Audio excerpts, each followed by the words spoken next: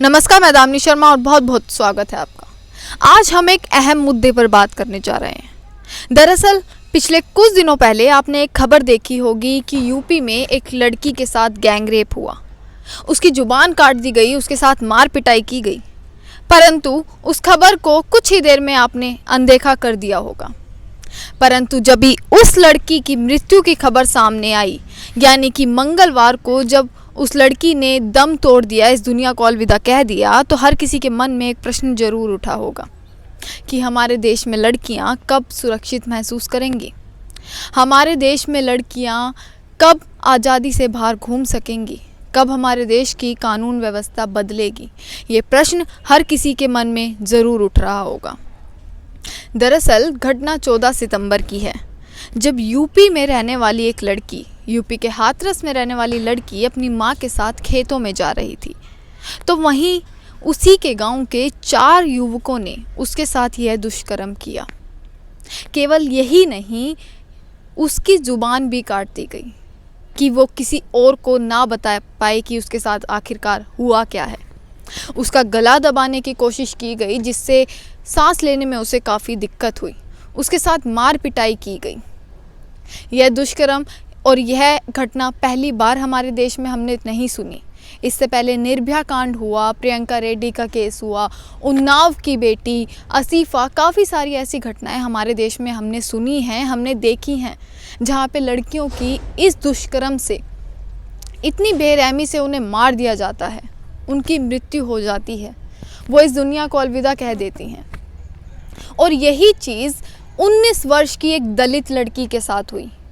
एक दलित लड़की, आप समझ सकते हैं कि एक 19 वर्ष की आयु कितनी होती है। एक 19 वर्ष की आयु, जब एक बच्चा, एक इंसान यह सोचता है, अलग अलग सपने देखता है कि उसे किस प्रकार से अपने भविष्य को बनाना है, उस भविष्य को बनाने के लिए दिन रात एक करता है, मेहनत करता है, एकजुट होकर काम करता है, अपने भविष्य को साकार करने के लिए सपने देखता है, उड़ान भरता है एक नई। परंतु 19 वर्ष की आयु में उस लड़की ने इतने बुरी उसी बेरहमी से मृत्यु हो गई। अलीगढ़ के एक अस्पताल में उसे तुरंत भर्ती कराया गया जब यह घटना हुई, यानी कि 14 सितंबर को। परंतु अलीगढ़ में उसका इलाज इतने सही तरीके से नहीं हुआ और उसकी हालत और बिगड़ने लगी, जिसके बाद सोमवार को उसे दिल्ली के सफदरजंग अस्पताल में रेफ़र किया गया और वहां शिफ्ट किया गया। दरअसल 14 सितंबर को जब ये घटना हुई, तो 5 दिन बाद पुलिस ने इस केस की FIR दर्ज करी। 5 दिन बाद आप समझ सकते हैं कि कितना लेट इस केस की FIR दर्ज हुई। क्या एक कारण था कि वह एक गरीब लड़की थी या एक दलित लड़की थी? क्या यही कारण था कि हमारा कानून भी कहीं ना कहीं ढीला हो गया और FIR इतनी लेट 5 दिन बाद दर्ज की गई? हालांकि चारों आरोपियों को गिरफ्तार कर लिया गया है, उन पर सख्त धाराएं भी लगा दी गई हैं, परंतु सवाल उठता है कि हमारे देश की बेटियों को कब इंसाफ मिलेगा?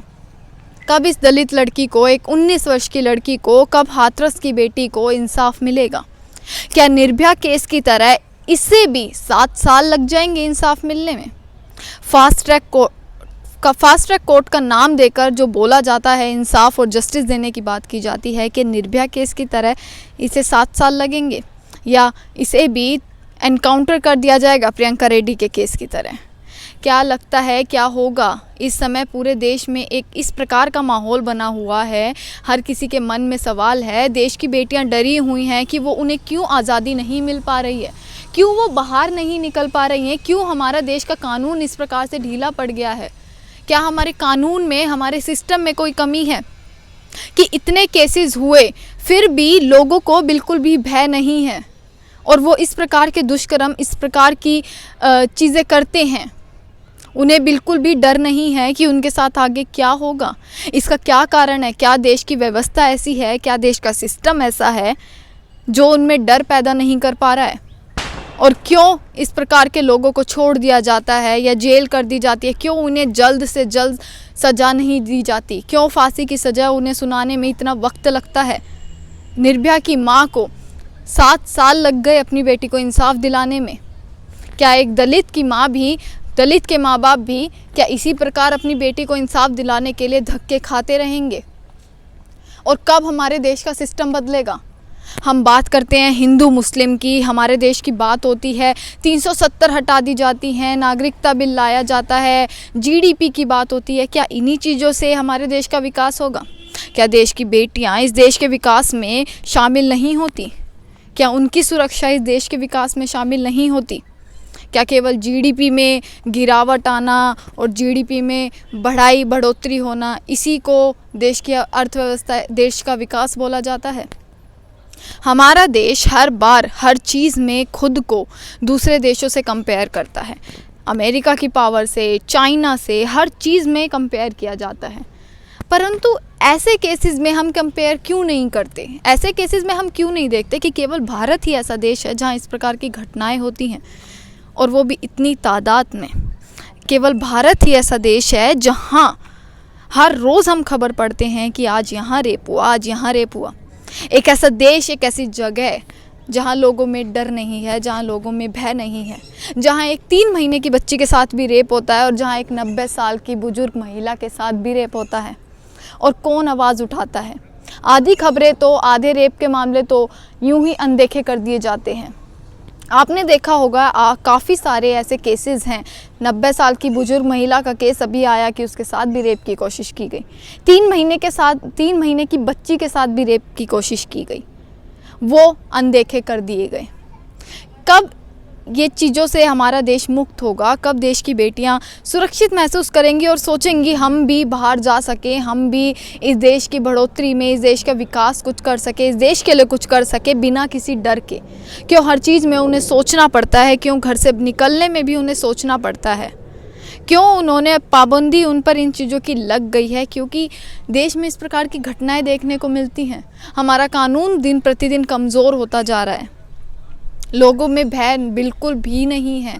जब आरोपियों में भय नहीं होगा, जब 7 साल जेल में रहकर 7 साल बाद फांसी लगती है, तो क्यों दूसरे देशों की तरह तुरंत फांसी और तुरंत सज़ा क्यों नहीं दी जाती? क्यों इतना समय लगता है? क्यों हमेशा हिंदू मुस्लिम इन सब चीज़ों पर ध्यान दिया जाता है? हिंदुओं की बात करें, कौन सा हिंदू संगठन है जो इस दलित बेटी के लिए अब सामने आया हो जब से इसकी मृत्यु हुई है? किसने आवाज़ उठाई है? किस संगठन ने आवाज़ उठाई है? कौन जस्टिस मांगने आया है? जिस प्रकार से निर्भया के केस में जस्टिस के लिए पूरा देश इकट्ठा हो गया था, इस दलित बेटी के लिए कौन क्या कर रहा है कुछ नहीं पता। और साथ ही हमारी मीडिया आप देखेंगे, हमारी मीडिया के अंदर क्या चल रहा है? हमारी मीडिया के अंदर चल रहा है रिया चक्रवर्ती, सुशांत सिंह राजपूत, ड्रग्स, दीपिका पादुकोण, ये सब हमारी मीडिया दिखा रही है।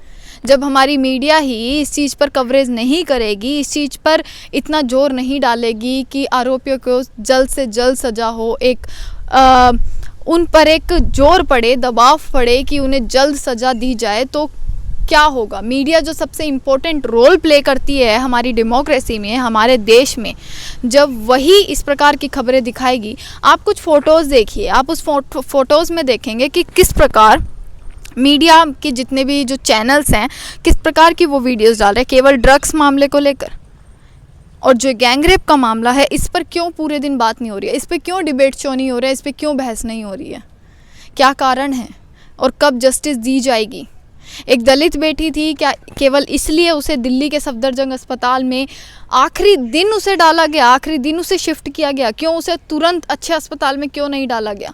क्यों केवल आखिरी दिन ही उसे दिल्ली के अस्पताल में भेजा गया? ऐसे काफ़ी सारे सवाल हैं जो यहाँ आज खड़े होते हैं। और क्यों? ये एक सबसे बड़ा प्रश्न चिन्ह है हमारी सरकार के ऊपर। कब कानून बदलेगा? कब हमारे देश का सिस्टम बदलेगा? और जो बदलना भी चाहिए। और इसके लिए हम भी आवाज़ उठाएंगे और आप भी आवाज़ उठाइए। बहुत बहुत धन्यवाद।